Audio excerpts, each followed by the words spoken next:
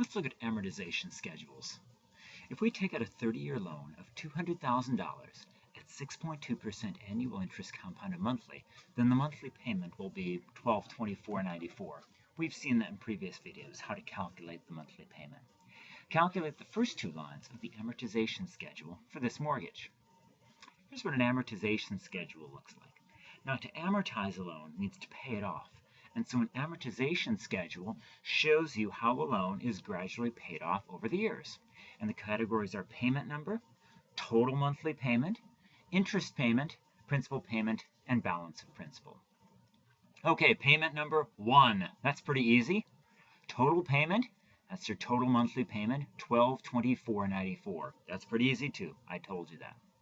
Next, interest payment. How much of that $1,224.94 goes toward interest? Here's how we calculate that. You've had the use of $200,000 for 1 month. Again, you borrowed $200,000 at 6.2% annual interest compounded monthly, and you had the use of the money for a month. So what is 1 month's interest on $200,000? It's 200,000 times 0.062 divided by 12. Again, 0.062 is the interest rate. We divide by 12 because we want not annual interest, but monthly interest. So that is 1 month's interest on $200,000, namely $1,033.33. So that goes in interest payment. Again, of your $1,224.94, that monthly payment that you're sending to the bank, $1,033.33 of that goes toward interest. The rest of it goes toward principal. So of your $1,224.94, since $1,033.33 goes toward interest, the rest of it goes toward principal. In other words, that pays off the $200,000. So your principal payment would be $191.61. So notice, you no longer owe the bank $200,000. You've paid back $191.61 of that. So now you owe the bank only $200,000 minus $191.61. In other words, $199,808.39. So in other words, that's your outstanding balance. That's how much you still owe the bank. Let's go over the second month. You may not have gotten that from a one-time through, so let's go over the second month. Payment number 2. What's the total payment? Again, it's $1,224.94. Now, how much of that $1,224.94 goes toward interest? That would be $199,808.39, because that's the amount of money you still owe the bank, times 0.062 divided by 12. Again, that's 1 month's interest on $199,808.39, and that's $1,032.34. Notice that it's a tiny bit less than the previous month's interest payment, because you don't owe the bank what you used to owe them. You don't owe them $200,000 anymore. You only owe them $199,808.39. And so you owe less interest to the bank, which means more of your payment goes toward principal, $192.60. Again, the $1,224.94, some of it goes toward interest, the rest goes toward principal. So $1,224.94, the total monthly payment, minus the portion of that total monthly payment which goes toward interest, $1,032.34, is $192.60, and that's how much of your $1,224.94 goes toward paying off your balance. So now your balance is only $199,615.79. That's the previous month's balance, $199,808.39 minus $192.60. Let's go over another example. Michael Jordan's house, just down the road from us here at Trinity, is for sale for $13 million. Suppose we make a $10,000 down payment, or 10% down payment, and borrow the rest through a 30-year loan at 4.33% annual interest compounded monthly. That's roughly what 30-year interest rates are now. Calculate the first two lines of the amortization schedule for this mortgage. Here's a shot of Michael Jordan's house. You can see the tennis court, and you can also see the full-size basketball court. Amortization schedule. We know what goes in that first category, payment number 1. And total payment? Oh boy, we need to figure out what that is. So again, we're buying it for $13 million, and we made a 10% down payment. We need to figure out how much we're borrowing. 10% of $13 million is $1,300,000. So if you're paying $13 million, well, the cost of the place is $13 million. you're putting down a 10% down payment, in other words, $1,300,000, which means you need to borrow the rest. $13 million minus $1,300,000 is $11,700,000. There's an easier way to do this. If you put 10% down, that means you need to borrow the other 90%. So 90% of 13 million is 0.9 times 13 million, which is $11,700,000. That's a slightly easier way to calculate it. So again, that's what we need to borrow. Again, we're going to use TVM Solver to calculate the monthly payment. So here's an explanation of how you access TVM Solver on the TI-83 or 84. And again, we enter the values we know, we put our cursor at the value we don't know, and then press solve, which is alpha, and then enter. So let's go ahead and look at what the TI-83 looks like. So here's the TI-83. Let's turn this thing on. Okay, so if you don't see this, you might see something like this when you turn it on. So here's how you'd access it. Apps, and press enter for finance, and then TVM Solver. That's what we want. And again, here's all the information we need.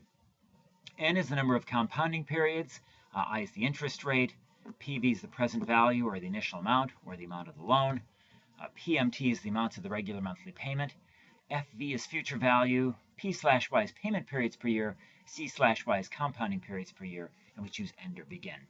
And we've gone over all of this in previous videos. You can look at a previous video if you struggle with this. So in this particular case, again, 30-year loan of $11,700,000, 4.33% annual interest compounded monthly. So here's how we calculate all of this. N is 30 times 12. N is the number of compounding periods. That's 30 years times 12 months per year, and that gives us 360. You can just let the calculator calculate that. 4.33 is the interest rate, so enter 4.33. Whoops. Again, you don't want to enter 0.0433. You want to enter 4.33. You enter it as a percent and not as a decimal. So enter that. The present value, again, that's the amounts of the loan. And in this case, the amount of the loan is $11,700,000. That's pretty sizable. The payment is what we don't know, so we can just leave that alone. I mean, you could put 0 there if you wanted to. It really doesn't matter. You put anything there. Put 1. It's irrelevant. We'll deal with that in a moment. Future value, there's no future value. Payments per year, compounding periods per year, those are 12. When you enter 12 for payments per year, it automatically converts compounding periods per year to 12. Okay, so again, we move the cursor to what we don't know, which is the payment, the monthly payment, and we press solve. And that's alpha, enter. And it looks like your monthly payment would be $58,106.25. Now again, notice that it has a negative sign in front of that. The reason it has the negative sign is that money is coming out of your wallet. Any money that comes out of your wallet is going to have a negative sign in front of it. So let's construct the amortization schedule based on that. The first payment, that's pretty easy. What's your total monthly payment? We saw a moment ago, that's $58,106.25. Yes, you too can own Michael Jordan's house for only $58,106.25 per month for 30 years. Here's a shot of his gym. Amazingly, he has a full-size basketball court in his house. Okay, let's calculate the interest payment. How much of that $58,106.25 goes toward interest? Well, you've had the use of $11,700,000 for 1 month. So it's $11,700,000 times 0.0433, that's the interest rate, divided by 12, because we're talking about monthly interest. And that's $42,217.50. So that goes towards interest. The principal is everything else.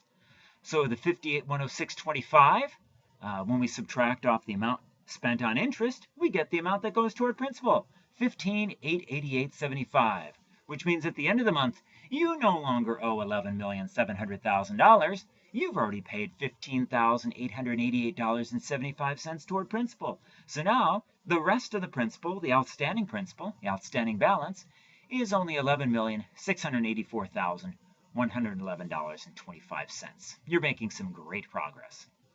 Payment number 2. Total payment that month, Again, 58,106.25. Your interest payment of that 58,106.25, here's how much goes toward interest. You've had the use of $11,684,111.25 for 1 month. So you owe 1 month's interest on that. You take that amount and you multiply it by the interest rate, 0.0433 divided by 12, because 12 months. So 42,160.17 is 1 month's interest on $11,684,111.25, which means the rest of the total payment goes toward principal. So 58,106.25 minus the portion toward interest, 42,160.17, goes toward principal, 15,946.08, which means the balance of the principal is 11,668,165.17. Again, it was the previous month's balance minus the portion that went toward principal. So you're gradually paying off your loan. See that principal payment column? That's the amount that chips away at your loan. So look, after 2 months, you only owe $11,668,165.17. Yes, this place can be yours for only 30 more years of payments like that.